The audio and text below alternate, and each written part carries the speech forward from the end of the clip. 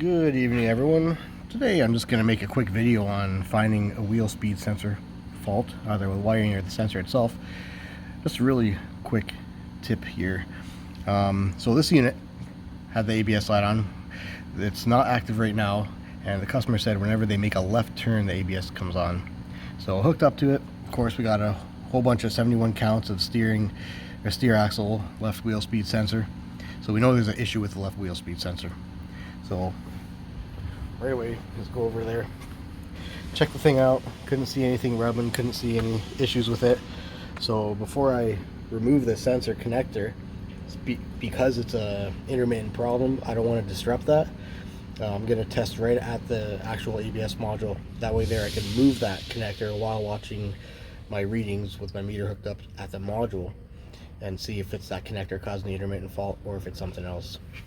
So come on this side. This is an international LT, so our ABS module will be right here behind this cover plate that's held in by 4 bolts. And you'll need to find which circuits your wheel speed sensors connect to. This one's going to be the X2 connector, which is the second one. It goes 1, 2, 3, 4, and it'll be pins 5 and 8, which if you look on the back of the connector, you will see numbers right there on the bottom indicating which pin numbers they are. So yeah, there you go. So this will be 1, 6, 9, and they go down like this. So 1, 2, 3, 4, 5 will be that middle one right there, and 8 will be the one right beside it. So we're going to test for continuity on those 2 pins for our left speed sensor for the steer axle. So I got these leads here so I don't spread this connector, and I'll go in to our 5 and into our 8. So we're in there. As you can see, I'm getting good resistance, 1600 ohms. You're probably going to want, I think the spec is between 12 and 25 for the generic speed sensor. And then what I'll do is I'm actually going to extend these so I can bring my meter to the other side. If you have a wireless meter, that'd be great. And then I'm going to wiggle the connector around to see if I get any fluctuations, seeing as the sensor is good as it sits right now.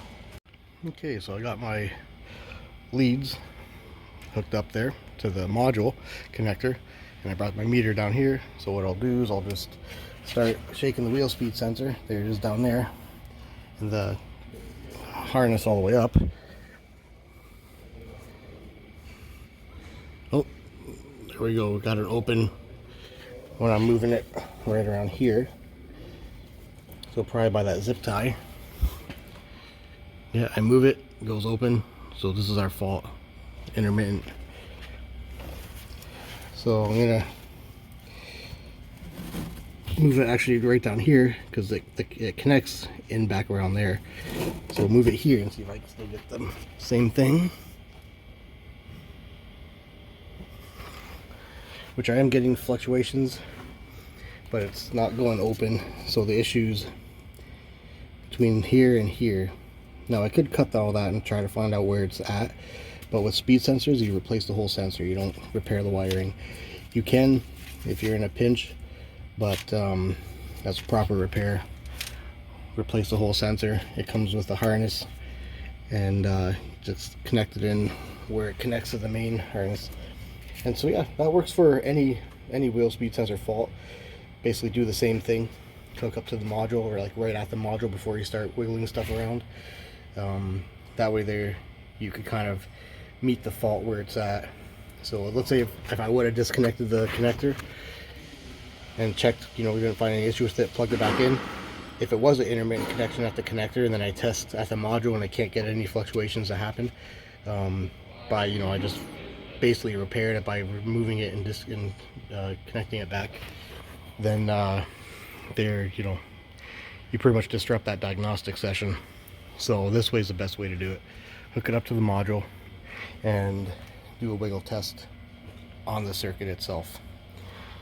And that's it.